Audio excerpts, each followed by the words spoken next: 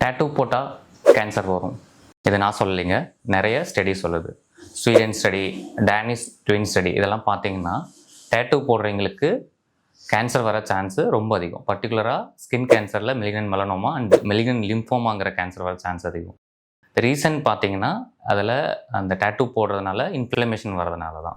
So tattoo போடுறவங்களுக்கு யாருக்கு அதிகமாக வரும்னு பார்த்தீங்கன்னா, பர்டிகுலராக யாரும் பெரிய டேட்டூ ரொம்ப பெரிய டேட்டூ போடுறாங்களோ அவங்களுக்கும், ரெட் கலர் இங்கு யூஸ் பண்ணி டேட்டூ போடுறவங்களுக்கும் கேன்சர் வரதுக்கு சான்ஸ் ரொம்ப அதிகம்னு அந்த ஸ்டடி சொல்கிறாங்க. இந்த ஸ்டடியில் என்ன சொல்லியிருக்காங்கன்னா, அந்த டேட்டூ போடுற டையில் ஆசோ காம்பவுண்ட்ஸுங்கிற ஒரு கெமிக்கல் இருக்குது, அதனால தான் கேன்சர் வருதுன்னு சொல்லியிருக்காங்க.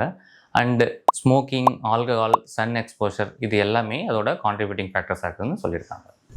இந்த டேட்டூ ரிலேட்டட் கேன்சர் பற்றி நிறைய ஸ்டடி போயிட்டு இருக்குது.